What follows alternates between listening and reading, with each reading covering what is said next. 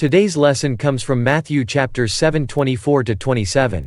Everyone therefore who hears these words of mine, and does them, I will liken him to a wise man, who built his house on a rock.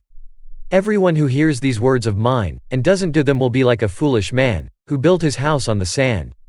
What Jesus was telling his disciples is that this lesson emphasizes the need to put Jesus' teachings into practice, and speaks of two sorts of people whose hearts are revealed in their actions. In other words, put your hearts to God and put your hands to work. Follow the teachings of Jesus in everything you do. Don't just half-heartedly do something, but everything you must do must be based upon the foundation of God. You will be rewarded when the trials of life come that can be fought against you and stood up to life based upon the Christian doctrine. There is a shirt design floating around on the internet. The devil is telling the wearer to beware of the oncoming storm. The final line is, I am the storm. The wearer is telling the devil that he needs to worry about the wearer because he has the faith of God on his side and can weather any storm the devil has prepared, such as false accusations, plots, bereavements, deaths, loss of friends, vexations from strangers, all the ills in our life that anyone could mention. But none of them will destroy him as he is founded on the rock. God's commandments are much stronger than any storm the devil can muster. Such is the story of Job. The devil said he could cause suffering on any man and they would lose faith in God and curse our Heavenly Father. God chose Job. Satan said to God that if he removed the blessings he bestowed on Job, he will curse you to your face, Job chapter 1:11 and 2-4.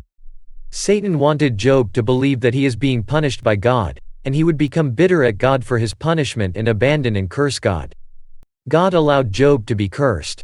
Job's treasures were stolen and all his children were murdered or killed in violent storms. Job neither assumes God was punishing him and did not become bitter over God's treatment. Instead he worshipped God more. At his lowest moment, Job thanked God's authority over all of his circumstances of life, good and bad, by uttering the words, "The Lord gave, and the Lord has taken away. Blessed be the name of the Lord." He never took his condition to be a measurement of God's favor or curse. Job's story exhibits the reality that we can either be blessed with great fortunes or great losses. However, how we make of these will be how we will be judged on that day in the sky. God may one day ask us to give up everything, like Jesus told the rich man to give up his wealth, as it is harder for a rich man to go to heaven than a camel to go through an eye of a needle. We can give up our life's blessing for eternity of salvation. The story of Job shows a test of our faith in any circumstance. We can thank God for what we have at any given day and not be jealous of others. We, through hard work and the blessing of God, will be able to be blessed by Him. In the end, Job did not sin or curse God for his ill fortune. Jesus calls his doctrine a rock because his commands are stronger than any rock. Through this he will have strength against anyone plotting against him, including the devil himself. The house on the rock and sand are metaphors for the dangers and plots against you. The waves, the rain and the storms are the dangers, like the devil, foreign nations and enemies. The rock is the foundation which will keep you protected. Keep the faith, and fight the good fight of the faith to which you were called.